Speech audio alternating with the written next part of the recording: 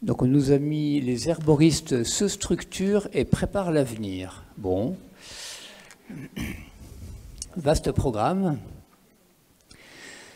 Je crois qu'on vient de passer 48 heures, enfin en tout cas 2 journées magnifiques et qui ont apporté beaucoup d'informations. Je vois qu'il y a une émulation qui se fait, beaucoup de jeunesse qui est là. C'est ça qui me fait plaisir aujourd'hui de constater. J'aurais tendance à dire que si les herboristes se structurent et préparent l'avenir, ça se fait à travers de l'échange. Et effectivement, il faut qu'on mette en place des outils pour pouvoir échanger entre nous et se connaître. Ces outils, jusqu'à présent, il y a eu des micro-outils, on va dire, au niveau national qui ont été faits à travers des structures comme des écoles, des structures comme des boutiques, des structures comme des associations. Il faut maintenant qu'on passe à un stade national et puis, bien évidemment, on ira plus tard, dès que possible, rejoindre des structures au niveau supranational. Donc je suis très content de savoir qu'on travaille sur le projet de syndicat, très content de voir que la Fédération des écoles a commencé son travail de réflexion sur un cursus commun ou un examen commun. C'est ça qui m'anime aujourd'hui, en tout cas, de continuer fortement dans cette direction. Et je pressens un avenir qui sera un avenir sur une logique d'ouverture, de latéralité, puisque moi j'ai toujours entendu parler de verticalité et de logique pyramidale, à savoir que pour grandir, il faut monter sur les échelons de l'échelle. Moi j'ai toujours refusé de monter sur l'échelle, et donc résultat, j'ai préféré acheter l'échelle. Voilà. Et donc, c'est une petite échelle, bien sûr, à mon niveau, mais maintenant qu'on sait qu'on peut chacun acheter sa propre échelle, ça permet de mettre une dimension un peu différente. Voilà, donc j'aurais tendance à dire aussi qu'il faut surtout ne pas s'arrêter en chemin, et on a besoin de tous, de tout le monde. Et c'est pourquoi on va faire circuler le micro, et j'attends surtout qu'on ait un dialogue avec vous tous, pour qu'on puisse échanger des idées tous ensemble. Voilà pour ma partie. Oui, donc Jean-Patrick Bonnardel. Si Astier parle d'échelle, moi je vais vous parler d'économie d'échelle. En fait, si on arrive à se regrouper, ça nous coûtera moins cher à tous. Et donc, là aussi où je suis content, c'est que sur les 2 jours, on a pu entendre qu'au départ, on allait créer un syndicat d'herboristes, et que là, ça allait être plutôt un syndicat des métiers de l'herboriste. Parce qu'en fait, c'est la verticalité, il faut aller, et ça a été très bien décrit par les personnes qui ont, donc de farm managers, qui ont dit qu'en fait, tout le monde était responsable à son niveau, hein, de l'agriculteur jusqu'à celui qui fait la tisane, en fait. Et même le consommateur, hein, faut aussi ouvrir et lire le paquet. Mais tout le monde est responsable à son niveau. Donc, cette notion de filière et de syndicat qui va prendre la totalité des métiers de la filière, ça, pour moi, c'est intéressant. Ensuite, je pense qu'il n'y a aucun doute, quand on a vu le retour des petits papiers, tout le monde est pour la création d'un syndicat. J'en ai pas vu qui disaient qu'il était contre. Bon, donc ça semble assez clair. Également, on a vu la Suisse, on a vu la Belgique, plusieurs représentants de la Belgique. On nous a parlé de l'Angleterre, on peut aussi parler de l'Italie, de l'Espagne. Moi, je crois que ça va exploser. Au niveau législation, il n'y a pas de souci à se faire. J'aimerais bien être médium, par contre, et dire que bientôt ça va se réaliser et qu'il n'y aura aucun souci. Alors en France, le provisoire est souvent définitif. Il ne faut pas attendre les décrets. Là, chez vous, pour l'instant, on ne va pas trop nous embêter, c'est mon point de vue. Si vous avez des projets, rêvez un peu, c'est important de rêver. L'Europe, après, il y a toujours moyen d'aller voir en Europe et de faire traîner un peu les dossiers si on a envie. Donc, structuration, regroupement, ça va donner quoi? Ça va donner des outils et des moyens. Par rapport à ce qu'on a pu entendre sur l'annexe 2 et l'annexe 3, on nous demande un travail bibliographique phénoménal. Moi, je suis un petit labo, j'ai 3 personnes déjà à la documentation, je ne peux pas en payer une 4e. Et on va nous demander, tous les inspecteurs qui vont venir nous demander le même papier pour dire qu'est-ce qu'il y a dans la cause d'haricots. Il suffirait qu'on paye une personne pour tous pour savoir qu'il nous fasse un travail bibliographique qu'on va présenter chaque fois que l'inspecteur va venir, et directement, ils ne viendront plus nous demander puisqu'on l'aura. C'est mon point de vue. Voilà, continuons.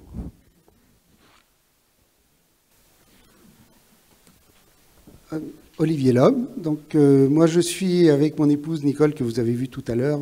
Nous tenons une petite herboristerie sur Gap. Ce que nous avons... Ça, oui. Ce que nous avons noté, c'est que, bon, on est en train de vraiment se structurer. On a tous les outils actuellement qui vont être disponibles, c'est-à-dire le diplôme, le syndicat, qui vont être vraiment les deux maillons importants. Le diplôme d'herboriste, c'est essentiel. Aujourd'hui, vous êtes boulanger, vous êtes électricien, mécano, juriste. Vous pouvez ouvrir une herboristerie, chercher l'erreur. Donc, il faut vraiment que l'on puisse s'appuyer sur des gens compétents. On a 148 plantes, bientôt on en a... Enfin, bientôt. Si la liste Belfried passe, on en aura plus de 1000 autorisés. On a tous les extraits lipidiques, toutes les huiles essentielles, les hydrolats, les teintures mères, la gémothérapie, j'en passe. Il faut pouvoir conseiller les clients. Donc, il nous faut des personnes qui soient compétentes, qui aient une formation, qui soient solides, qui puissent apporter des éléments. Et à travers les herboristes de comptoir, des référents. L'herboristerie est en ville. On peut rentrer chez un herboriste librement, lui poser des questions, se renseigner. C'est lui qui va orienter aussi les personnes vers un thérapeute, vers les producteurs, les transformateurs. C'est lui qui va recueillir aussi tous les produits, qui va pouvoir les conseiller et offrir des débouchés aux producteurs. Donc, il est un petit peu au cœur de ce métier. Ce métier qui va... Et ça va permettre d'offrir des débouchés, de donner du travail à tous les jeunes. Il y a 200 personnes à peu près qui sortent 200 diplômés qui sortent des écoles d'herboristerie chaque année. Bon, tous ne vont pas se lancer dans les métiers de l'herboristerie, mais il faut offrir des débouchés aux producteurs, aux transformateurs, aux thérapeutes. Voilà pourquoi il est important de continuer à se structurer et de vraiment travailler tous ensemble. Alors, je voulais aussi vous remercier tous pour une chose. Vous avez largement, très largement répondu à nos 2 questionnaires, et ça va nous aider grandement. Il y a des suggestions, des conseils, des thèmes à développer. On va vraiment pouvoir, sur la base de tout ce que vous nous avez suggéré, travailler tous ensemble et vraiment avancer et structurer et finir par faire reconnaître notre métier. Merci. Excusez-moi, je prends la parole. Nous avons démarré le premier congrès il y a 3 ans à Paris, timidement, dans l'urgence, puisqu'il a fallu l'organiser en l'espace de 3 mois. Tout ça grâce à un personnage qui s'appelle Augustin Delivoye, qui est président de l'Institut pour la santé naturelle, qui est un véritable fédérateur qui nous a tous réunis pour arriver petit à petit à cette 2e année de congrès qui s'est passée à Lyon et à cette 3e année à Toulouse où nous constatons que vous êtes tous présents, que vous êtes motivés, que vous nous donnez des idées et qu'il va nous falloir effectivement continuer à travailler pour arriver à nos fins, à savoir un jour ou l'autre un diplôme d'herboriste, un jour ou l'autre que vous consommiez et que vous sachiez consommer de mieux en mieux les plantes médicinales. Donc on peut prendre du plaisir aussi en buvant des plantes, en buvant des tisanes. On n'est pas obligé que ce soit une corvée d'utiliser une boisson amère pour soigner son foie, bien qu'elle soit nécessaire quelquefois. Voilà, merci. Oui, j'ai pas grand-chose à ajouter avec tout ce que je vous ai raconté déjà. Vous avez compris que pour moi, être herboriste, c'est déjà avoir quand même vraiment une propension à aller vers les plantes et à aller vers les gens. Donc je pense que nous traversons des périodes difficiles, n'est-ce pas, au niveau de la vie de tous les jours et des événements qui se produisent. Et je pense que aller vers justement les plantes et aller vers les gens pourrait certainement peut-être amener des jours meilleurs. Donc, soyez herboriste dans l'âme et vous verrez que tout ira bien. Nous pouvons répondre à des questions, ce sera plus facile dans le débat pour nous.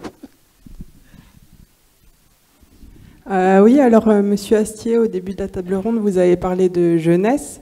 Moi, je m'interroge aussi sur pourquoi ne pas se diriger vers les écoles et présenter des ateliers à destination des enfants autour des plantes.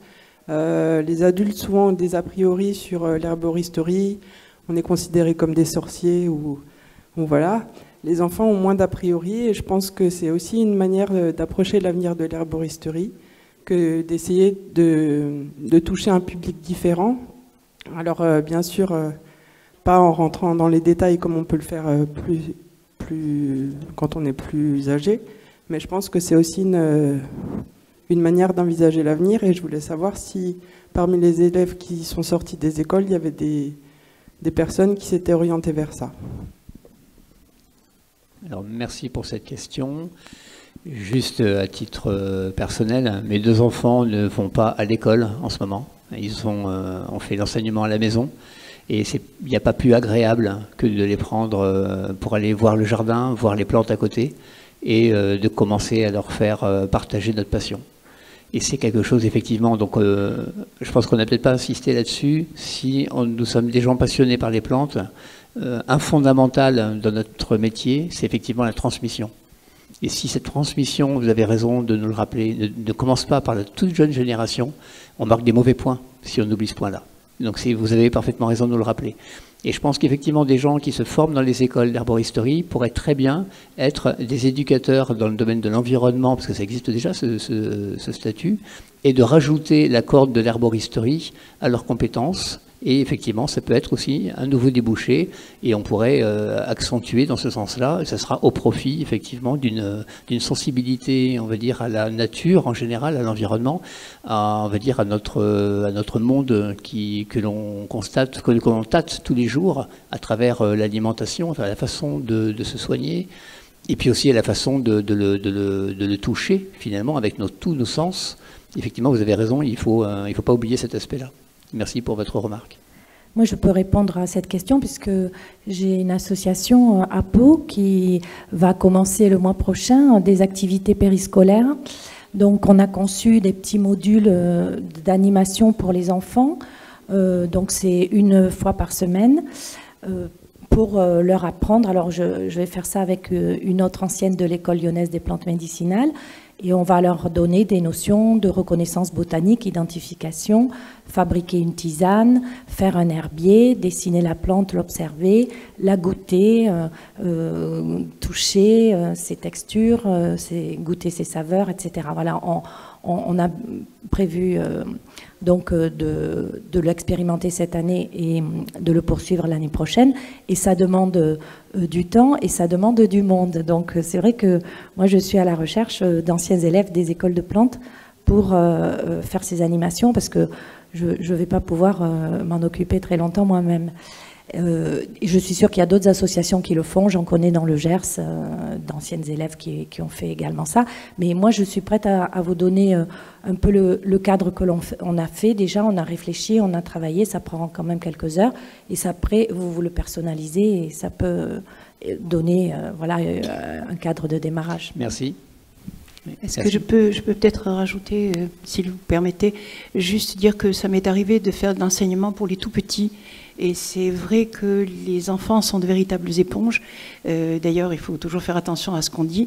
Et peut-être pour ajouter une dimension à ce que vous dites, c'est qu'un enfant qui est sensibilisé aux plantes et qui sait qu'on peut les utiliser, ben je crois que c'est quelque chose de gagné pour notre environnement futur. Et ça, je pense que c'est très important. Et en attendant la prochaine question, juste une anecdote. Mon grand, qui s'appelle Ludovic, à 2 ans et demi, un jour est venu vers moi, alors que j'étais avec des amis, et me tend une plante, en la secouant un petit peu, puis il me dit « Papa, ça c'est bien la vergerette ». Alors je lui dis « Oui, Ludovic, c'est bien la vergerette ». Il revient à l'attaque au bout de quelques secondes, puis il me dit « La vergerette du Canada ». Il avait 2 ans et demi. Vous voyez, effectivement, ce sont des éponges et ça va très vite. Oui, bonjour. Donc moi aussi, pour compléter ce qui vient d'être dit, j'ai suivi les cours de l'ELPM par correspondance.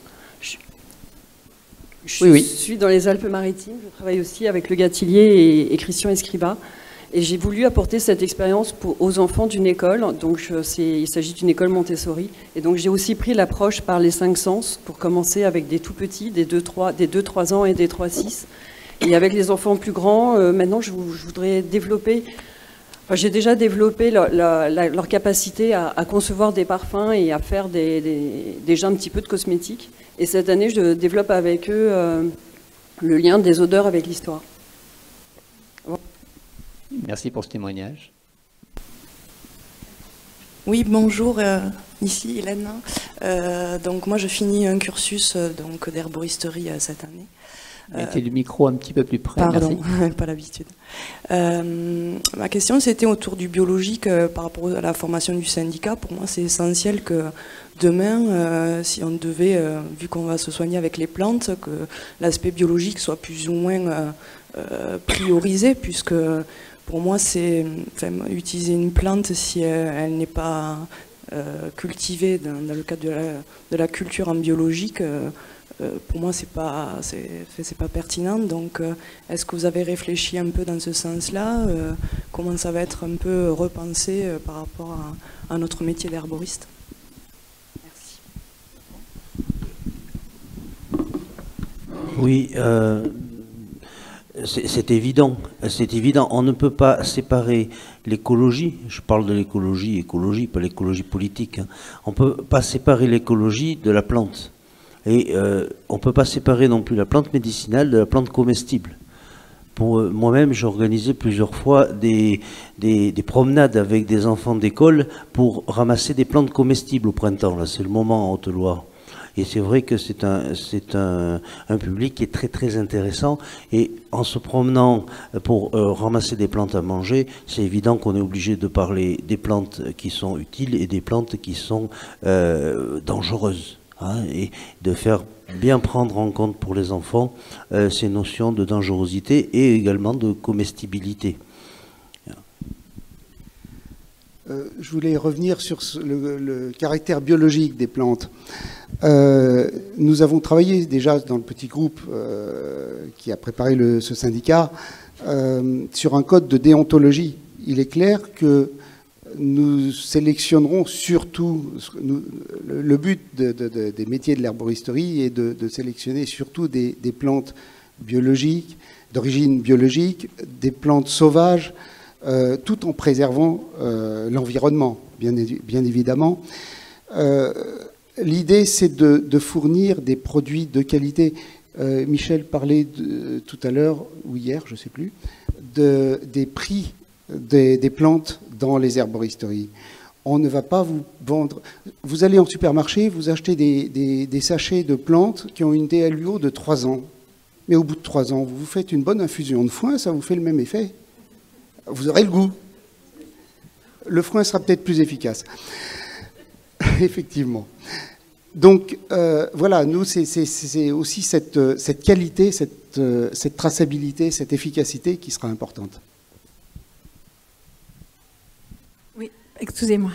Je voulais juste revenir sur l'enseignement des enfants. En Suisse, nous avons une profession qui est apparentée au guide de montagne qui s'appelle accompagnatrice de moyenne montagne. Et ces accompagnateurs et accompagnatrices de moyenne montagne travaillent avec les écoles.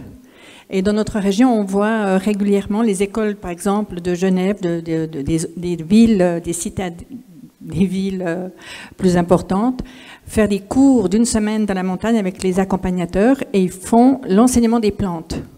Et ça, c'est vraiment très, très important parce que elles préparent des ateliers Et ça apporte quand même aux enfants un enseignement qu'ils n'avaient pas avant. De même que les hôpitaux, j'ai donné plusieurs cours aux infirmiers et infirmières qui apprennent maintenant l'enseignement des plantes et qui commencent de les utiliser, surtout dans les endroits comme les homes des personnes plus âgées. Et on utilise la plante beaucoup plus facilement aujourd'hui qu'avant. Merci beaucoup. Bonjour, moi j'aimerais savoir s'il est possible en fait pratiquement de faire un référencement des anciens élèves ou des élèves en cours d'enseignement par ville, parce que je rebondis sur la personne qui disait qu'elle avait besoin de plusieurs enseignants. Et on n'a pas vraiment de référencement, on ne sait pas qui est où. Moi, je suis à Bordeaux et c'est pareil, je suis en train de réfléchir sur une association pour enseigner les plantes, notamment aussi aux enfants, et je me sens un petit peu seule sur Bordeaux, donc voilà. Quand il y aura des herboristeries partout dans les grandes villes de France, on aura des lieux de rencontre. Et donc une herboristerie n'est pas juste une boutique où il y a un tiroir-caisse. C'est aussi un endroit où il y a de l'échange, c'est un endroit où il y a de l'information, il y aura des panneaux pour pouvoir dire qui on est et ce que l'on veut. L'occasion d'avoir aussi des activités le soir pour se rencontrer entre nous, etc. Donc effectivement, votre demande elle est très juste et c'est difficile de vous répondre comme ça. À brûle pour point en vous disant on va s'organiser de telle façon. En tout cas, votre demande elle est pertinente.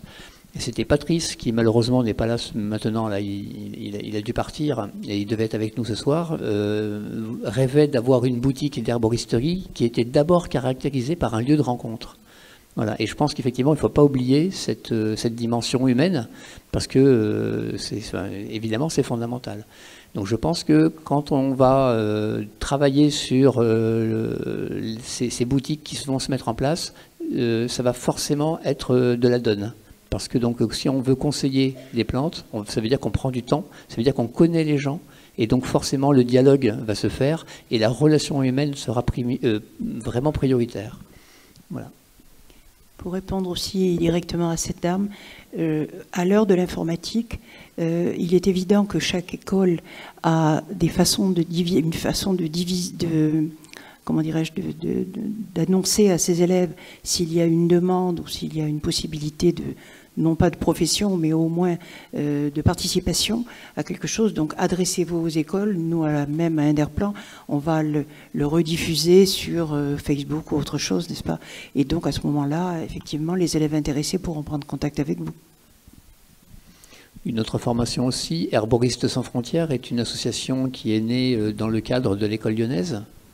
Et dernièrement, Herboristes sans frontières, qui éditait un petit journal, a dit que pour des moyens, pour un manque de moyens, ils arrêtaient leur activité de diffusion. Mais ça n'empêche qu'il peut tout à fait y avoir une façon plus simple, plus souple et moins coûteuse que de faire un forum en ligne, ce genre de choses. Donc rapprochez-vous d'Herboristes sans frontières, puisque ce sont des gens qui sont toujours animés de continuer leur combat, on va dire, et leur travail. Il manque de moyens humains, surtout. Les moyens financiers, c'est une chose, et les moyens humains sont importants aussi. Donc moi, je constate aujourd'hui qu'il y a un changement dans le paysage associatif. On a beaucoup d'associations qui se plaignent de manquer de gens passionnés. Donc si dans le domaine des plantes médicinales, on est quand même pas mal de passionnés, on essaie de donner un petit peu de son temps, je pense que c'est important. Et Herboristes sans frontières, s'ils peuvent en bénéficier, ça serait super. Donc n'hésitez pas à vous rapprocher d'eux, vous contactez l'école lyonnaise dans ce but. Bon, je suis médecin et j'ai eu la chance de faire une formation chez Jean-François Astier et découvrir la médecine d'une autre façon, c'est-à-dire au lieu d'étudier les organes un par un, le cœur, etc., j'ai découvert que peut-être on pouvait regarder l'être humain d'une façon plus globale. Donc l'herboriste, il est vraiment là-dedans. Hein. Donc ça m'a beaucoup servi dans la suite de mon cursus, si on peut dire, bien que je sois à la retraite. Et donc, je pense qu'au niveau des écoles, il y a une demande. Donc moi, on m'a déjà sollicité aussi pour faire des randonnées herborisantes avec les enfants. Donc c'est sûr, ça doit se préparer, parce qu'il y a le côté des plantes toxiques. Donc on est confronté à ça en habitant en montagne avec nos petits-enfants, tout ce qui est bien rouge, l'arôme, etc. Donc à la fois, il ne faut pas non plus leur faire peur, mais en même temps, il faut quand même... voilà. Et je voulais vous donner une petite anecdote. Quand j'ai beaucoup de petits-enfants, et quand je les emmène à l'école, c'est des fois infernal. Je leur mets des CD spéciales pour les enfants. Et un jour, j'en avais assez, j'ai mis Jean-Marie Pelt sur la sexualité des orchidées. Parce qu'il me gonflait.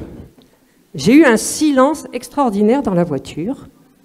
Et à chaque fois, j'ai renouvelé l'expérience. Et ils étaient d'un calme extraordinaire. Et un jour, je dis à ma petite fille qui avait 8-10 ans, mais je lui dis, tu comprends ce qu'il raconte? Mais bien sûr, mamie. Et donc, disons qu'on s'est aperçu que toutes ces cassettes spéciales pour enfants, où ça chante très fort, etc., ils sont complètement hyper excités. Ils écoutaient une histoire sur les plantes. Non seulement ça les calmait, mais ils comprenaient tout. Alors, on a aussi tendance à penser que les enfants ne sont pas aptes. C'est pour ça ce que tu dis de ton petit garçon. Je suis tout à fait convaincue que même la sexualité des orchidées, ça les intéresse. Il faut dire aussi que Jean-Marie Pelt a une voix qui est prête, n'est-ce pas, à être écoutée pour les enfants. Ah bah oui, effectivement. C'est une deuxième anecdote et on va prendre une autre question, mais mon numéro 2, un jour nous voit mettre des framboises dans du fromage blanc et pour nous faire une petite surprise, il va aussi au jardin et il nous ramène des fruits d'arôme qu'il a mis dans le fromage blanc. Et il prend tout ça, il le met dans le frigo et donc au moment de passer au dessert, on ouvre et on prend le fromage blanc et on voit les fruits d'arôme qui étaient posés dessus. Heureusement, il n'avait pas mélangé. Donc ça a été l'occasion de lui expliquer qu'il y avait des plantes qu'on pouvait manger qui étaient facilement accessibles et que d'autres qui étaient peut-être accessibles mais qu'il fallait être très très prudent. Et voilà, depuis, il sait faire la distinction, il n'y a pas de souci. Moi, je voulais juste témoigner de ce véritable renouveau de l'herboristerie auprès de jeunes qui veulent vraiment en faire un métier. Ils veulent produire, ils acceptent de vivre dans des conditions pas toujours faciles, ils sont des passionnés véritables. Et il me semble que l'herboriste a quand même un rôle à ce niveau-là, celui des boutiques, c'est de les aider à pouvoir vivre de leur passion, et parce qu'un herboriste sans plante ne pourra pas faire grand-chose. Donc, puisqu'on était sur la restructuration d'activité, c'est se donner des outils, c'est aussi que l'herboriste accepte de porter la responsabilité. S'il n'y a pas de bulletin d'analyse et que je suis sûre de ce que j'ai, j'accepterai quand même de l'acheter à mon producteur. C'est des organisations. Et deuxième point important, il me semble que l'herboristerie, si un herboriste ne peut pas faire ses mélanges et ne peut pas faire ses préparations dans sa boutique, il perd au moins 50 à 60% de l'intérêt de son métier. Autre chose, on a vu qu'il y avait des gens qui ont vraiment du recul et de l'expérience dans ce métier. Et il me semble plus que fondamental de pouvoir s'appuyer sur toutes ces 40, 30, 20 années d'expérience. Et donc, Madame Lu, vous aviez évoqué la possibilité d'avoir un conseil de sages, un genre de comité qui rassemblerait un peu des gens d'expérience et qu'on puisse formaliser un peu ça. Et je pense que du coup, on gagnerait beaucoup en crédibilité si on arrivait à faire ce travail-là. Voilà. Je prends encore le micro. Merci Monique pour cette observation. C'est très vrai je disais tout à l'heure qu'il nous faut être des transmetteurs de savoir. Autrefois, quand une personne voulait transmettre son savoir à une autre personne, il faisait un apprentissage, il prenait un apprenti. Et aujourd'hui, on a tendance à voir l'herboriste comme un commerçant. En fait, nous sommes des artisans. Et un artisan, c'est pas plus facile pour lui que de prendre un apprenti. Par contre, les réalités d'aujourd'hui font que c'est compliqué, par contre, sur un plan réglementaire, de prendre un apprenti. Et on va dire, c'est une habitude qui a été court-circuitée un petit peu. Donc, ce qui pourrait être sympa, c'est que avec un syndicat professionnel qui se monte, on ait un réseau de professionnels qui puisse être on va dire, en accord, en lien avec les écoles, pour que les écoles puissent envoyer leurs élèves dans des stages. Parce que par contre, les stages, ça, Je veux dire, c'est écrit en gras, en souligné, en italique, hein, de la part de nos représentants officiels. Donc ils aiment beaucoup les stagiaires, ils aiment beaucoup ça. Donc je pense qu'il faut absolument qu'il y ait du lien qui se fasse et que justement ces personnes qui veulent découvrir le métier puissent accéder par le biais de stages professionnels auprès de se rapprocher des boutiques existantes. Tu es d'accord avec moi ? Oui, je suis entièrement d'accord avec ça et je vais enfoncer un peu le clou à ce sujet. J'ai été interrogé depuis le début du congrès par plusieurs personnes qui voudraient venir faire des stages dans mon entreprise. Alors, pour moi, les stages, il faudrait qu'ils soient à 3 niveaux. Il faudrait faire un stage chez un agriculteur ou un cueilleur. Il faudrait faire un stage chez un transformateur et il faudrait faire un stage dans une herboristerie. Sinon, la filière, on parlait tout à l'heure d'échelle, de verticalité. Pour moi, c'est très très important de voir la totalité de l'aspect du métier. La seconde chose, c'est la difficulté que j'ai à accueillir des stagiaires. C'est-à-dire qu'en France, il y a un organisme qui s'appelle l'inspection du travail. Et s'il se pointe chez moi et que j'ai aucun contrat ou convention de stage ou quelque chose, je suis pénalisable. Et je serai pénalisé. Donc la création d'un syndicat aussi peut être intéressant, où le syndicat pourrait, ou l'école, enfin les écoles, je prends déjà des stagiaires d'école, ou des stagiaires envoyés par la NPE avec une convention NPE, mais le syndicat pourrait peut-être faciliter les choses, où un stagiaire touche le syndicat, qui crée une convention entre moi ou l'agriculteur, hein, et, parce qu'il y a le problème d'assurance, et le syndicat. Et à ce moment-là, on pourrait accueillir beaucoup plus facilement des personnes.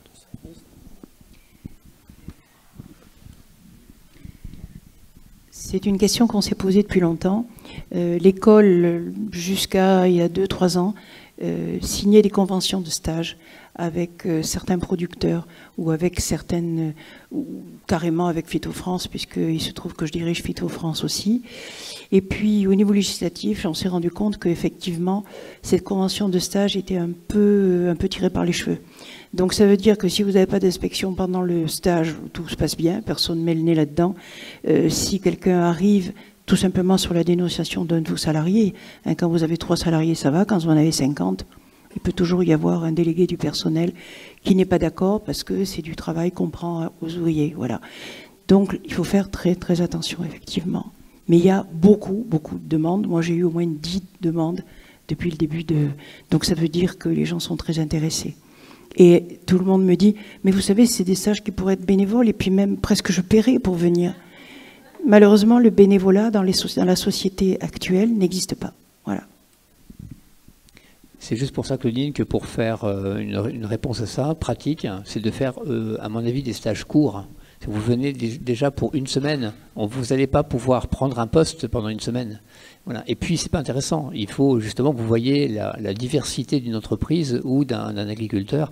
Et donc, si vous n'êtes pas là pour 6 mois, vous ne pouvez pas dire, bah, écoutez, j'ai pris la place d'un salarié. Évidemment, c'est pas le but. C'est évidemment pas le but. Si vous allez dans une herboristerie et qu'on vous demande simplement de faire du conditionnement de verveine dans des paquets de 40 grammes, partez en courant. C'est pas le but. Il faut qu'au contraire, vous soyez à côté de la personne qui va conseiller, à côté de la personne qui va travailler, et que vous regardiez, qu'il vous propose de prendre la place un instant pour faire les gestes, pour être capable de retransmettre éventuellement, apprendre et retransmettre des gestes ou des conseils. Voilà. Mais c'est en aucun cas de prendre le travail effectivement d'une autre personne. Effectivement, nous, dans notre herboristerie sur Gap, on a accueilli pas mal de stagiaires, mais ce sont des stagiaires souvent qui viennent pour leur stage de 3e pendant 3 jours, ou une semaine envoyés par leur école, mais qui ne sont pas du tout sensibilisés auparavant au métier de l'herboristerie ou aux plantes. C'est très intéressant de notre point de vue parce qu'on peut faire une première approche de sensibilisation, mais c'est toujours trop court et malheureusement, il est très difficile de pouvoir accueillir des stagiaires formés par les écoles d'herboristerie. Alors pour une fois, je ne suis pas du tout d'accord avec Jean-François, parce que nous, dans un laboratoire, il y a quand même une notion de rentabilité et il y a une notion aussi de responsabilité. Vous acceptez un stagiaire pendant une semaine, il fait le tour, il dérange tout le monde parce qu'il pose des tas de questions, il veut des tas de papiers pour faire la rédaction de son... Voilà. Et une semaine, je ne prends jamais. sauf effectivement les petites troisièmes, parce qu'ils font une découverte de l'entreprise. Mais nous, c'est 3 mois minimum, et nous acceptons jusqu'à 6 mois avec des conventions de stage universitaires. Voilà. Oui, donc, par contre, on les met le pied à l'étrier, hein. Ça c'est sûr. Oui, donc la dernière intervention sur les stages, en fait, pour ma part, quand je prends un stagiaire, je prends sur 4 jours. Il fait une journée. Alors là aussi, je suis pas d'accord avec Jean-François, parce que moi, il bosse. Hein, c'est-à-dire qu'en fait, il suit un poste, hein, et il tient un poste. Et il fait une journée en cosmétique, une journée en complément alimentaire, une journée sur plutôt l'herboristerie, comment on fait pour approvisionner et la traçabilité, et une journée aux envois. Par contre, s'il travaille 7h30, je lui donne demi-heure de mon temps le soir et je réponds à ses questions pendant demi-heure. Questions écrites, parce que financer, machin, non, il pose ses questions et on répond pendant demi-heure sur des questions qu'il s'est posées dans la journée, pour être un peu pragmatique et pas perdre trop de temps, parce qu'effectivement, il y a des stagiaires qui sont obnubilés par leur rapport de stage, et uniquement, alors, ils nous demandent le chiffre d'affaires de l'entreprise, combien d'employés, l'organigramme, le numéro INSEE, le machin, et en fait, à la sortie, presque, ils prendraient une secrétaire sur les 4 jours qui sont là. Et on doit les rémunérer 500 € par mois. C'est pas gratuit. Et moi, c'est ce que je fais. D'où l'intérêt d'un syndicat qui disposera d'un réseau et d'une interconnexion avec les écoles d'herboristerie qui justement se montent en réseau et en fédération. Donc voilà, ça va débouler.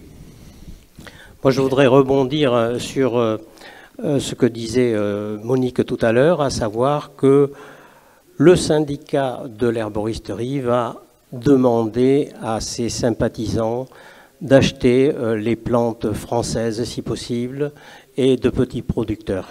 Faire travailler un petit peu la filière française, d'abord pour avoir des plantes de qualité, tout en tenant compte malgré tout que l'éleutérocoque, ça vient d'Asie, que le desmodium, ça vient d'Afrique, le boldo du Chili.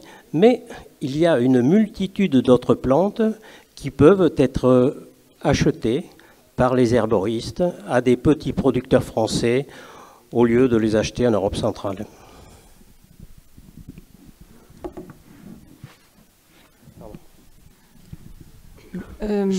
Juste un dernier commentaire sur ce que disait Monique. Le bon sens voudrait qu'on se soigne avec des plantes qu'on trouve à moins d'une journée de marche de chez soi. Oui, c'est difficile. Moi, je vais parler de mon expérience, peut-être. Donc, je suis ancienne élève de l'école lyonnaise des plantes du Sud-Ouest, de l'IFPA avec Jean-François et Gérard Ducerf et bien d'autres, voilà. Et moi, je faisais des recettes de cuisine avec les plantes sauvages que je cuisinais. Puis un jour, on m'a dit, sors de ta cuisine avec tes recettes, parce que c'est trop bien, et puis va parler de ce que tu sais.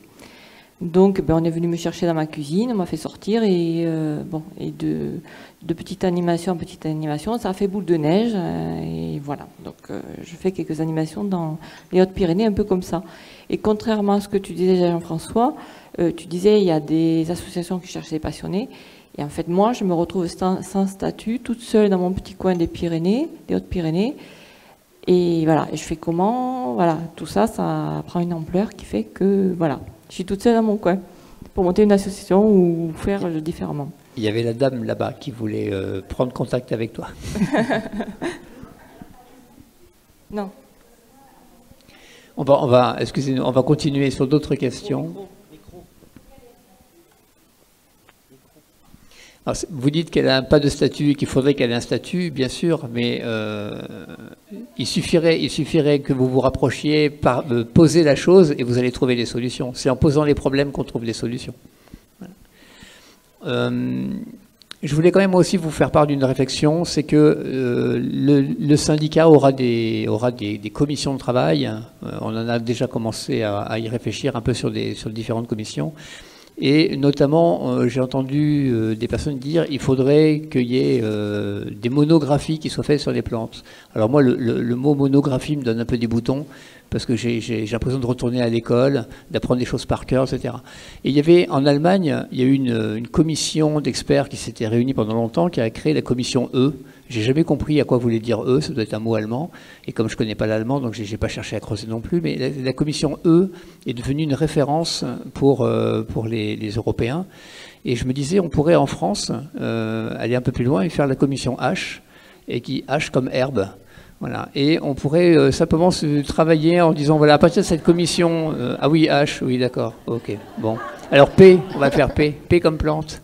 Voilà. Et donc, cette commission P comme plante, excusez-moi, oui, je vois que ça fait rire, on voit, ça redonne du tonus à la salle.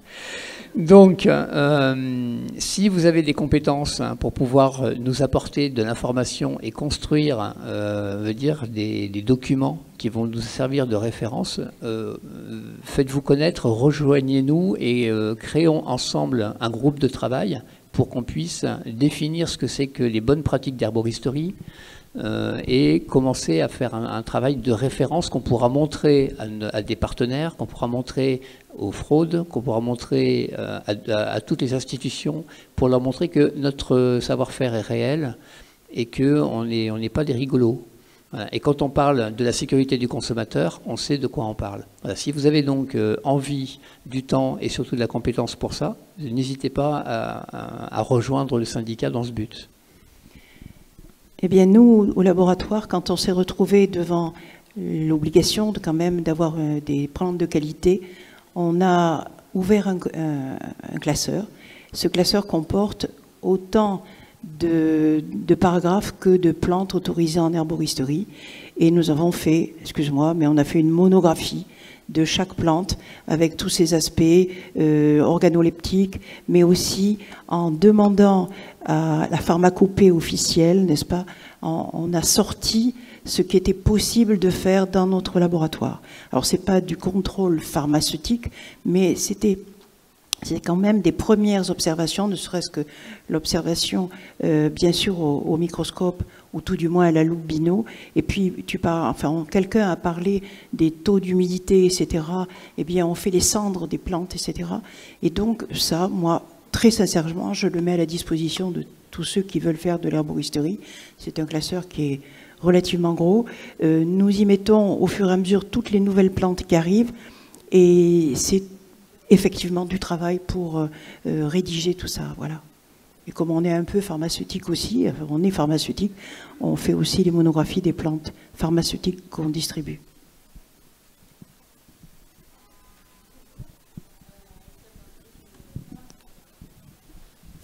Bonjour, Estelle Barbier, je travaille dans l'industrie pharmaceutique.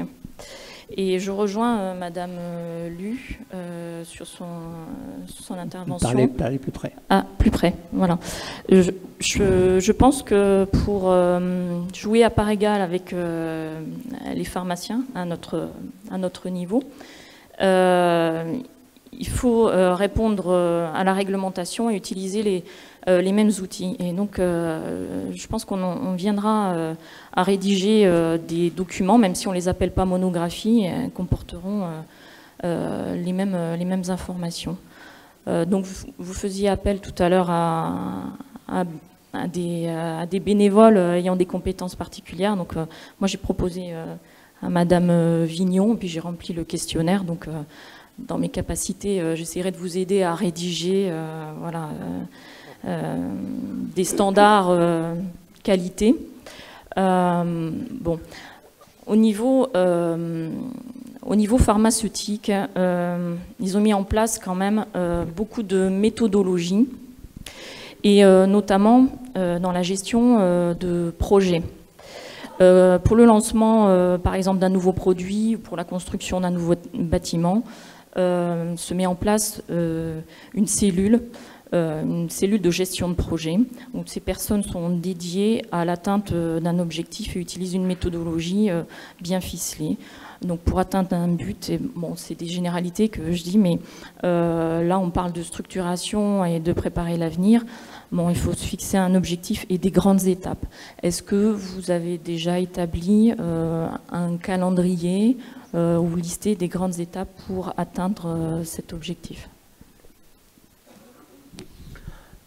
Nous avons des idées là-dessus, mais elles ne sont pas encore écrites. Nous avons besoin de nous consulter pour savoir comment avancer dans ce sens-là. Mais c'est notre but. Notre but est d'arriver l'an prochain en vous informant de tout le travail que nous aurons fait pour arriver à avoir un métier d'herboriste avec toutes les compétences qui sont les siennes. On parlait tout à l'heure de l'échelle, et donc il y a des barreaux sur l'échelle, il faut y aller par étapes. Donc la prochaine étape pour nous, c'est d'avoir, on veut dire, de sentir derrière que l'ensemble des personnes qui sont concernées par le mot herboristerie, le monde de l'herboristerie, ne sont pas en opposition avec notre projet de créer ce syndicat. Donc ça, c'est l'étape importante pour nous, parce qu'on ne veut pas devoir revenir en arrière quelque part, parce qu'il y a des mécontents, on pourrait dire. Voilà, donc on veut vraiment éviter ça. Donc je pense qu'on en a beaucoup parlé déjà entre nous, et en plus, pendant ces 2 jours, on a vu le cercle de discussion que nous sommes des 11 personnes déjà s'élargir. On va dire, on a déjà des gens qui veulent vraiment se rapprocher de nous rapidement pour nous aider dans ce travail, donc c'est super. Et on pense que ce syndicat va émerger dans les semaines à venir. Et tant mieux. Et donc, une fois que ce syndicat sera créé, il va y avoir donc un conseil d'administration, il va y avoir des commissions, il va y avoir un conseil des sages. En tout cas, c'est une idée qu'on va développer pour que les personnes qui ne sont pas forcément des gens qui sont dans l'activité, on va dire sur un plan économique ou professionnel, ou on va dire en activité plutôt des personnes qui vont pouvoir avoir un regard un petit peu lointain, on va dire, ou un petit peu des personnes qui peuvent avoir beaucoup d'années de pratique, qui pourront donner leur point de vue sur des grandes questions qu'on va se poser. Voilà, c'est l'idée du Conseil des sages. On a aussi l'idée d'avoir ce qu'on appelle le COS, le Conseil d'orientation stratégique. On en a parlé entre nous, on serait assez d'accord de créer ça, pour des personnes qui ne sont pas forcément, on veut dire, les 2 pieds dans l'herboristerie, mais sur des secteurs, on va dire, environnants, que ce soit le monde juridique, que ce soit le monde... Enfin, il peut y avoir plein de mondes qui sont, on va dire, à côté, et que ces personnes-là puissent aussi dire, attention, vous savez, le monde change, l'herboristerie doit tenir compte des évolutions du monde pour rester cohérente, pour rester dans le vif du sujet. Voilà, donc on pensait aussi faire un comité d'orientation stratégique. Et puis, après, on a des commissions de travail qui vont venir. Donc tout ça, c'est un calendrier qui va venir, mais avant de pouvoir effectivement vous annoncer ce calendrier, la première grande étape que l'on a, c'est donc de créer ce syndicat. Et on voulait le faire à l'occasion de ce congrès. On s'est dit qu'au contraire, à l'occasion de ce congrès, c'était plutôt une dernière prise de température, on pourrait dire, pour être sûr qu'on a fait du bon boulot et qu'on est confirmé dans les idées qu'on a. Alors justement, c'est ça qui est super, c'est que nos idées, elles étaient partielles, quelque part, et elles sont justement en train de s'enrichir d'autres choses. Et donc il va y avoir, je pense, quelque chose d'un peu plus mature qui va arriver dans les prochaines semaines. Donc en tout cas, moi, je suis très rassuré là-dessus. Oui, moi je voudrais revenir un petit peu sur la dernière question et aussi sur quelques idées que j'ai pour réunir le tout. En fait, il ne faut pas confondre les pharmaciens et l'industrie pharmaceutique. Parce que c'est pas parce que quelqu'un a une connaissance qu'il fait obligatoirement des choses autrement. C'est-à-dire que lui, il suit la loi, on lui a appris à suivre la loi, il suit la loi. Ça, c'est vital pour un pharmacien. Donc, ne pas confondre les deux. Il ne faut pas non plus prendre l'industrie pharmaceutique pour des enfants de cœur. Et on était dernièrement à un stage à Synadiette pour apprendre à faire les étiquettes, c'est tout bête. Et en fait, dans ce stage où il y avait une centaine de personnes, il y en avait 3 qui venaient du même laboratoire, Pierre Fabre pour ne pas le nommer, qui venaient de structures différentes de Pierre Fabre, du complément alimentaire, donc je ne parle même pas des structures médicaments de Pierre Fabre, et parce qu'ils y sont déjà dedans, et que c'est eux qui font la loi. puisqu'ils sont là auprès de Synadiet, auprès des grands groupes, pour influencer la DGCCRF, pour influencer les contraintes que nous, petits, nous aurons. Si nous restons des petites herboristeries, chacun de son côté, si on veut ramasser sa petite plante chacun de son côté, on n'y arrivera pas. Parce qu'à l'heure actuelle, un petit fournisseur local qui vient me fournir 1 kilo de racines d'ortie, eh ben, je ne peux pas la prendre. Je ne peux pas la prendre, pourquoi? Parce qu'il n'est pas bio. Moi, j'achète que du bio. Donc, il n'est pas bio. Alors, c'est un paradoxe, mais je ne peux pas l'acheter. Et en plus, ce kilo-là, il va falloir que je fasse une analyse. Et je vais devenir rentable que s'il m'amène 200 kilos de racines d'ortie. Et je ferai une analyse. Et il faut bien qu'on sache tous et qu'il ne faut pas se voiler la face. Hein. Il n'y aura que les regroupements qui vont permettre d'avancer, parce que les regroupements en haut, ils ont déjà été lieux. Le lobbying, il existe déjà.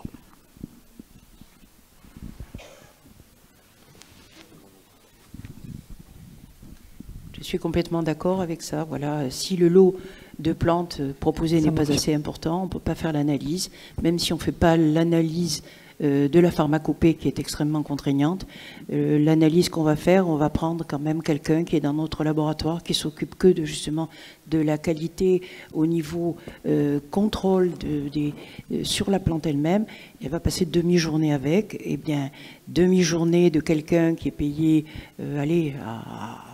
on va dire 200 € le mois, ça vous fait du 4000, 2000, 4000 avec les charges, et bien, vous voyez ce que ça peut représenter pour 4 heures passées sur un échantillon. Donc voilà, il faut ce qu'il faut. Hein. Voilà. Est-ce qu'on a d'autres questions? Oui. Une autre question, mais qui revient sur le débat précédent des jeunes et des stages, et avec un témoignage et une suggestion. Donc moi, j'ai monté une herboristerie à Bordeaux depuis 2 ans, et j'ai dû accueillir pas loin de 15 stagiaires déjà. Et il ne se passe pas de semaine sans que j'ai 2 jeunes au moins qui viennent à la boutique et qui me disent qu'ils veulent être herboristes et qui me demandent s'ils peuvent venir faire un stage chez moi. Donc on les fait avec des conventions, c'est possible, j'essaye de les orienter autant que je peux sur leur futur, mais une suggestion serait peut-être d'éditer des fiches métiers et avec des prérequis, parce que parfois je suis surpris entre leur désir un peu vague d'être herboriste et puis ce qu'ils imaginent être le métier. Donc avoir des petites fiches avant d'entrer dans une formation, parce que je parle là vraiment de jeunes qui sortent du lycée ou qui sortent de formation professionnelle et qui rêvent un petit peu sur les métiers d'herboristerie. Et ça les aiderait, je pense, d'avoir des fiches bien faites sur ce que c'est qu'un herboriste aujourd'hui avec les différentes facettes telles que vous les avez décrites. Et puis ça fait écho aussi à la présentation qu'on a eue sur les herboristes en Belgique, où Madame Kremer nous a dit parfois il faut freiner aussi les gens qui s'imaginent qu'ils vont soigner, qu'ils vont être des médecins des plantes, des médecins pour les personnes avec des plantes et uniquement avec des plantes. Et parfois, il y a peut-être un petit recadrage à faire et ça serait bien d'avoir voilà, des fiches très explicites sur les métiers, les exigences de ce métier, les prérequis. Voilà une suggestion. Votre suggestion est excellente, mais pour l'instant, le métier d'herboriste n'existe pas. Donc nous sommes au bas de l'échelle, si je puis dire, à savoir qu'un jeune qui vient nous demander des informations... qu'est-ce qu'on va lui dire? On va lui dire oui, vous pouvez être conseiller en herboristerie dans une pharmacie, dans une boutique de diététique, mais c'est guère tout ce que l'on peut lui dire, puisque pour l'instant il n'a pas d'avenir, il n'y a pas de métier d'herboriste. Donc c'est la raison pour laquelle nous consultons depuis plusieurs mois pour essayer de déboucher sur ce sujet, pour essayer d'arriver un jour à proposer à des jeunes qui rentrent dans nos boutiques de leur dire, eh bien oui, il y a des écoles d'herboristerie qui pourront vous permettre d'avoir une profession un jour ou l'autre où vous pourrez exercer donc ce métier en toute légalité. Je ne crois pas qu'on puisse dire ça, parce que vous ne pouvez pas dire il n'y a pas de métier officiellement reconnu, donc on ne peut pas vous orienter sur des pistes de profession possibles, hein, mais vous en avez cité quelques-unes qui sont possibles, et en même temps proposer des formations. C'est un petit peu ambivalent et très difficile pour eux. Je pense qu'il y a des métiers qui sont possibles, vous les avez cités, conseiller en plantes, vendeur dans des boutiques biologiques, etc. Et on peut les décliner comme ça, et les décrire, et avoir des formations qui sont adaptées pour ces métiers-là.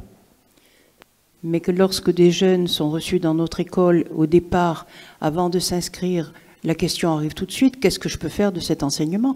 Puisque, justement, l'enseignement n'est pas couronné par un diplôme qui est un diplôme diplômant. Donc, à nous d'être honnêtes et de leur dire, effectivement, c'est un diplôme qui ne vous permet de faire que certaines choses dans certaines conditions. Et quand vous dites qu'on ne peut pas être conseiller au niveau en dehors d'un comptoir, moi je pense qu'on peut être conseiller en santé. Et ce métier que finalement on a créé au niveau des écoles ou au niveau des différents toutes les formations que vous pouvez avoir sur l'herboristerie, conseiller en santé, qu'est-ce que c'est? C'est accompagner les gens pour leur parler aussi bien de la nutrition que de la phyto, etc., sans être à la place, sans se mettre à la place d'un médecin, comme je disais quand même ce matin, ni à la place du pharmacien. Et ce conseiller en santé, eh bien, vous allez pouvoir donner à votre jeune un instrument qui va lui permettre d'écouter les gens et peut-être de conseiller justement la personne avec un conseil judicieux, à condition qu'il ait une très bonne formation et qu'il soit à l'écoute de son patient. Conseiller en santé, je pense que personne ne peut rien vous dire. Vous ouvrez un cabinet, conseiller en santé, on ne peut rien vous dire. À condition de ne pas faire une ordonnance, de ne pas prescrire, n'est-ce pas, des plantes notamment qui ne sont pas libérées et de dire des choses qu'il ne faut pas dire. C'est la législation, on s'y tient. Mais ça existe, on a de nombreux élèves qui sont devenus conseillers en santé, qui vivent de ça et qui sont très heureux de ça. Votre remarque est aussi très juste quelque part pour des personnes effectivement qui sortent du bac et qui ensuite ont des choix à faire en termes d'orientation professionnelle. Et je pense que la fédération des écoles pourra effectivement à un moment donné dire voilà, donc si un diplôme a été créé et que ça vous intéresse, sachez que le cursus c'est ça, les prérequis sont les suivants, etc. On est juste un tout petit peu trop tôt à mon avis en termes de calendrier, si on peut reprendre l'exemple du calendrier, c'est qu'on est un tout petit peu trop tôt pour pouvoir vous dire c'est pas un souci, dans 1 an, dans 2 ans, cette fiche de prérequis elle sera faite. Je pense que c'est quelque chose qui va arriver sur le calendrier dans pas longtemps. Et voilà, il faut juste qu'on digère les étapes les unes après les autres. Et ça fera partie des choses qui vont aboutir, à mon avis, dans quelques temps. On sera capable, dès que le diplôme va commencer à, on va dire, à émerger, même s'il n'est pas forcément voté tout de suite hein, par nos représentants officiels, mais dès qu'on aura bien fait maturer notre projet et qu'il va commencer à prendre corps à travers la fédération, on pourra parler plus fortement et rassurer ces jeunes qui aujourd'hui effectivement sont très demandeurs. J'ajouterais que c'est là qu'on a encore besoin de beaucoup de bras et qu'il est nécessaire de se regrouper. Nous devons agir à tous les niveaux. Il y a ce livre blanc qui va nous permettre de présenter et d'avoir une représentativité auprès des pouvoirs publics. Il y a le diplôme, il y a cette sensibilisation dont on parlait auprès des écoles, auprès des enfants, les stagiaires, beaucoup de choses à faire et il est important de pouvoir transmettre toutes ces informations, de pouvoir les partager et reproduire ce qui se fait localement dans une autre région, dans une autre ville. D'où la nécessité que le maximum de personnes puissent nous rejoindre pour avancer, pour progresser tous ensemble et faire reconnaître cette herboristerie. Moi, juste, je voulais vous demander, en fait, bon, donc, dans un éventuel futur diplôme, enfin même, j'espère, futur diplôme, est-ce que donc les anciens diplômés certifiés, on va dire, puisque nous ne sommes pas diplômés, pourront intégrer ce diplôme. Parce que voilà, du coup, tous les anciens herbalistes, qu'est-ce qu'on va devenir? Merci pour votre question. Ça a été une question qui s'est posée dès le début du débat et des rencontres entre les écoles, à savoir si on crée un diplôme pour les nouveaux, pas de souci, on sera content qu'ils aient un diplôme d'herboriste, mais quid des personnes qui sont depuis 5 ans, 10 ans, même 20 ans ou 30 ans ou 40 ans en arrière, ont fait le cursus d'une école privée. Voilà. Et donc nous travaillons sur la réponse. Mais on ne peut pas vous dire quel est le résultat de cette réponse pour l'instant, parce que nous n'avons pas encore le résultat de cette réponse. Mais en tout cas, enfin, cette réponse concrètement, la question est posée et le débat est lancé, en tout cas entre nous. Voilà. Il y aura effectivement un système de validation des acquis de l'expérience. À quel niveau? Ça, je pense que ce sera aux écoles de le décider et de mettre en place. C'est une des raisons d'ailleurs pour lesquelles nous disons à nos élèves, allez jusqu'au bout.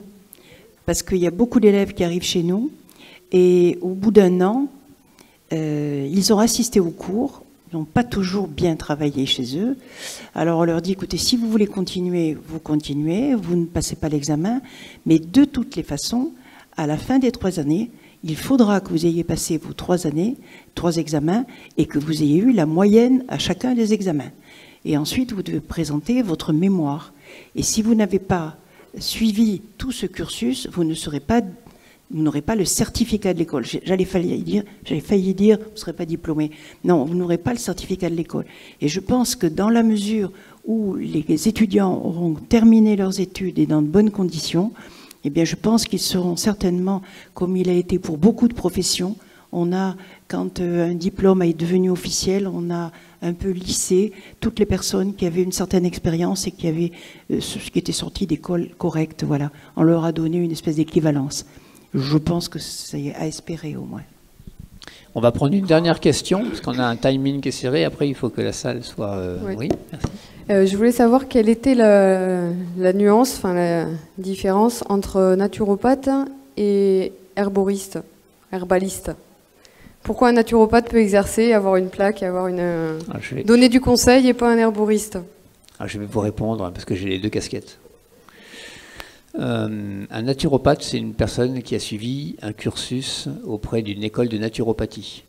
Et la naturopathie, c'est on va dire une discipline qui entend conseiller des personnes dans une démarche de santé. J'entends souvent une définition du naturopathe de dire c'est la voie de la nature. Enfin, ou alors on soigne par les produits naturels, naturopathie. C'est pas du tout ça. On écoute en fait l'expression du corps, on regarde qu'est-ce qui se passe dans on va dire, la dynamique corporelle, et on regarde surtout l'énergie de l'organisme, l'énergie vitale, comment elle s'exprime, et notamment quand elle cherche à se défendre devant quelque chose. Donc il y a un virus qui vient m'embêter, je fais une fièvre. La fièvre, elle est salutaire parce que l'organisme, il est équipé pour répondre à ce virus. Donc on va simplement se dire, si l'organisme a cette façon de s'organiser pour se défendre, on va l'encourager dans ce sens. Donc la naturopathie, c'est la voie de la nature pour garantir un équilibre de santé. Et donc, c'est une discipline qui peut faire appel dans cette démarche à des produits naturels. Et même, elle fait que appel à des produits naturels, ce qu'on appelle après les biothérapies. Et dans les biothérapies, on peut trouver toutes les ressources de produits naturels, dont les plantes. Voilà. Donc et les plantes, vous savez très bien, on a énormément de plantes disponibles pour tout ça. Donc il y aura forcément des personnes qui connaissent les plantes et qui peuvent être naturopathes, qui auront une super interface de 2 outils extraordinaires, à savoir, je sais écouter cette énergie vitale, et d'autre côté, je sais utiliser des plantes pour soutenir cette énergie vitale. Donc là, on a vraiment 2 métiers qui se rencontrent et qui sont très efficaces quand ils sont réunis. Enfin, en tout cas, c'est mon approche personnelle. Donc aujourd'hui, on a des naturopathes qui ne sont pas forcément reconnus, on peut dire officiellement, parce que le métier de naturopathe n'est pas reconnu en France. Hein. Il est reconnu dans d'autres pays, mais sous d'autres appellations. En tout cas, vous pouvez très bien exercer une activité de naturopathie, si vous voulez, parce que donc, par contre, le ministère de l'économie, tant que vous payez vos impôts, ils vous reconnaissent. Hein, là, il n'y a pas de souci. Voilà. Il faut juste que vous compreniez que vous n'êtes pas là pour faire l'exercice illégal de la pharmacie ou de la médecine. Voilà, donc tant que vous n'êtes pas, on veut dire, dans cette activité-là, tout va bien. Donc il faut connaître vos limites. C'est ça qui est important. Je ne sais pas si j'ai répondu à votre question. Alors les naturopathes donnent du conseil en cabinet. Les naturopathes font des bilans de santé. Voilà. Et les herboristes pourraient très bien être des personnes qui accompagnent les naturopathes, on va dire, au niveau du comptoir ou au niveau de la vente de produits, pour être, on va dire, en interface avec les naturopathes. Mais ce n'est pas du tout de la concurrence avec le système médical en place aujourd'hui, où on a des professionnels du diagnostic, qui sont les médecins, qui sont d'une compétence fabuleuse, et de l'autre côté, des pharmaciens, qui connaissent parfaitement les médicaments et leurs limites. Et donc on a une complémentarité entre les médecins et les pharmaciens qu'on constate tous les jours. Il pourrait y avoir une complémentarité aussi entre des naturopathes et des herboristes, mais on n'est pas là pour que ces deux mondes-là s'accrochent. Au contraire, là aussi on a une complémentarité. Tout est notion de complémentarité à mon avis. J'aurais juste vraiment une minute. J'ai été donc pendant quelques années chez un médecin et j'ai fait une école de naturopathie. Et je dois dire qu'en Suisse, quand j'avais des petits patients, je m'occupais des enfants qui arrivaient et que je devais téléphoner au pédiatre, j'ai constaté que lorsque je m'annonçais André Fauchère naturopathe, jamais le médecin m'a répondu. Lorsque je m'annonçais André Fauchère herboriste, il y a toujours eu une réponse du médecin à l'autre bout qui disait, puisque vous êtes herboriste, ça c'est intéressant, et on a beaucoup travaillé, et moi en tant qu'herboriste, j'ai eu beaucoup d'ouverture, beaucoup de dialogue avec les médecins, et je dois reconnaître que j'en ai pas eu beaucoup en tant que naturopathe, et j'ai largement arrêté d'être naturopathe pour être joyeusement herboriste. Moi, je voudrais très rapidement répondre à la question. En fait, un naturopathe, c'est un généraliste, et un herboriste, c'est un spécialiste. Déjà. Ensuite, il faut bien faire attention à une chose à l'heure actuelle quand même. On jongle entre deux niveaux, l'exercice illégal de la pharmacie, exercice illégal de la médecine. Si vous êtes dans un cabinet, comme naturopathe ou herboriste, et que vous vendez quelque chose, exercice illégal de la médecine, de la pharmacie. Si vous êtes au contraire, que vous posez un diagnostic, exercice illégal de la médecine. Donc, dans un cas comme dans l'autre, naturopathe ou herboriste, il faut faire attention. Merci de votre participation à tous. Augustin va conclure. Merci d'être venu. On ne sait pas trop l'année prochaine dans quelle ville on vous retrouvera. Ce n'est pas encore décidé. Si vous avez, vous, des idées pour une ville, faites-nous part de vos propositions. En tout cas, on a besoin de bénévoles pour l'année prochaine. Donc là aussi, faites-nous part de votre disponibilité si c'est le cas. Une chose est sûre, c'est que ça sera a priori sur la fin avril, peut-être début mai. En tout cas, on va essayer de trouver une date pour un week-end qui va convenir au mieux, notamment pour les écoles d'herboristerie qui ont déjà leur programme arrêté. Et on s'était dit, d'une façon générale, qu'on essaierait dorénavant de retenir systématiquement le dernier week-end d'avril de chaque année pour que le congrès des herboristes puissent avoir, on veut dire, un point de repère et qu'on le sache. Voilà. Donc pour l'année prochaine, c'est peut-être pas sûr que ça sera cette façon de travailler, mais en tout cas pour 2017, vous vous rendez compte, en 2016 on n'a pas la date, mais on l'a déjà pour 2017. Voilà, on va vite, vous voyez, les barreaux. On a loupé la première marche, on est déjà à la deuxième. Voilà. Je ne sais pas quoi dire de plus, si ce n'est que c'est un peu de l'émotion quand même. J'ai l'impression qu'on va vivre une époque, des moments dans l'histoire qui vont être fabuleux. Parce que si on arrive à se faire entendre par des institutions qui sont des véritables monuments installés depuis des dizaines et des dizaines d'années, à commencer par l'ordre des pharmaciens, si on arrive à se faire entendre que notre existence est possible et que le principe de la tolérance peut être posé, ça va être quelque chose de chouette qu'on va pouvoir, faudra fêter ça. Je ne sais pas avec quelle tisane ou quelle boisson pétillante, naturelle, peut-être la freinette, mais je ne sais pas. Mais en tout cas, moi je vous garantis qu'on fera la fête.